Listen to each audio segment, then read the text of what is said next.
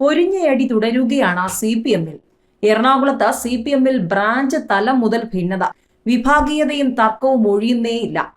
Ernakulam പൂണിത്തുറയിൽ CPM local കമ്മിറ്റിയിൽ ഭിന്നതയും കയ്യാങ്കളിയും. Poonithura local committee യോഗത്തിന് പിന്നാലെയാണ് പ്രതിസന്ധി ഉടലെടുത്തത്. ലോക്കൽ കമ്മിറ്റി അംഗം സുരേഷ് ബാബുവിന്റെ നേതൃത്വത്തിൽ ക്രൂരമായി മർദ്ദിച്ചെന്നാണ് ലോക്കൽ സെക്രട്ടറി സത്യന്റെ പരാതി.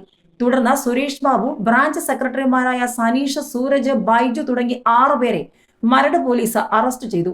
കമ്പിവടി കൊണ്ട് മർദ്ദിച്ചെന്ന പരാതിയിൽ ജാമ്യമില്ലാ വകുപ്പടക്കം ചുമത്തിയായിരുന്നു കേസെടുത്തിരിക്കുന്നത്.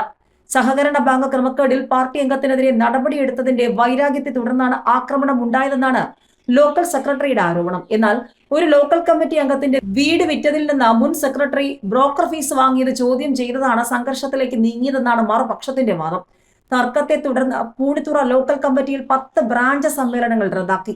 കടുത്ത വിഭാഗീയതയും തർക്കവുമാണ് പ്രദേശത്ത് CPM-ൽ ഉടലെടുത്തിരിക്കുന്നത്. ഇരു വിഭാഗങ്ങൾക്കൊപ്പം ജില്ലാ ഏരിയ നേതാക്കൾ അണിനിരുന്നതോടെ പ്രശ്നം സങ്കീർണമായിരിക്കുകയാണ്. ADGP MR അജിത് കുമാറിനെതിരായ DGPയുടെ അന്വേഷണ റിപ്പോർട്ടിന്മേൽ മുഖ്യമന്ത്രി പിണറായി വിജയന്റെ ഔദ്യോഗിക വസതിയിൽ ചർച്ച നടക്കുന്നുവെന്ന വാർത്ത നിഷേധിച്ച് മുഖ്യമന്ത്രിയുടെ ഓഫീസ്. സാധാരണ കൂടിക്കാഴ്ച മാത്രമാണ് നടന്നതെന്ന് വാർത്താക്കുറിപ്പിൽ വ്യക്തമാക്കി. മുഖ്യമന്ത്രി ഓഫീസിൽ പേഴ്സണൽ സ്റ്റാഫിനെ കാണുന്നതും പ്രൈവറ്റ് സെക്രട്ടറിയും പൊളിറ്റിക്കൽ സെക്രട്ടറിയും അടക്കമുള്ളവർ മുഖ്യമന്ത്രിയുടെ ഓഫീസിൽ ഔദ്യോഗിക വസതിയിൽ എത്തുന്നതും ദൈനംദിന ഓഫീസ് നിർവഹണത്തിൽ സാധാരണമായ കാര്യമാണ്. അത് മുഖ്യമന്ത്രി തലസ്ഥാനത്തുള്ള എല്ലാ ദിവസവും നടക്കാറുള്ളതുമാണ്.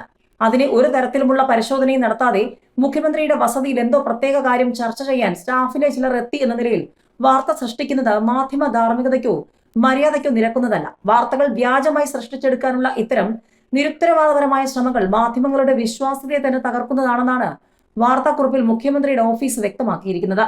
CPM സഖ്യകക്ഷി അൻവറിന് വേണ്ടെന്ന് DMK. CPM-മായി തെറ്റിയ നിലമ്പൂർ MLA PV അൻവർ സ്വന്തം സംഘടനയുമായി രംഗത്ത് വന്നതിന് പിന്നിൽ തമിഴ്നാട് ഭരണകക്ഷിയായ DMK-യുടെ തിരസ്കാരമെന്ന് സൂചന. അൻവർ DMK-യിൽ ചേരാൻ ശ്രമിച്ചിരുന്നതും എന്നാൽ സംസ്ഥാനത്തും ദേശീയ തലത്തിലും CPM-ന്റെ സഖ്യകക്ഷിയായ DMK അൻവറിനെ പാർട്ടിയിൽ എടുക്കില്ലെന്ന കടുത്ത നിലപാടെടുക്കുകയാണ് ഉണ്ടായതെന്നുമാണ് അറിയുന്നത്. DMK വക്താവും മുൻ രാജ്യസഭാ MP-യുമായ TK ഇളങ്കോവനെ ഉദ്ധരിച്ച് ഒരു ഇംഗ്ലീഷ് വെബ്സൈറ്റാണ് ഇത് റിപ്പോർട്ട് ചെയ്യുന്നത്. മറ്റു പാർട്ടികളിലെ വിമതരെ പാർട്ടിയിലെടുക്കുന്ന പാരമ്പര്യം DMK-ക്കില്ലെന്നും CPM DMK-യുടെ സഖ്യകക്ഷിയാണെന്നും ഇളങ്കോവൻ പറഞ്ഞതാണ് വെബ്സൈറ്റ് റിപ്പോർട്ട് ചെയ്യുന്നത്. ഇതിനെ തുടർന്നാണ് democratic movement of Kerala DMK എന്ന പേരിൽ പുതിയ സംഘടന രൂപവൽക്കരിക്കുന്ന കാര്യം അൻവർ പ്രഖ്യാപിച്ചത്. ഇതൊരു രാഷ്ട്രീയ പാർട്ടിയല്ല, സോഷ്യൽ മൂവ്മെന്റ് മാത്രമാണെന്നും അൻവർ വ്യക്തമാക്കിയിരുന്നു.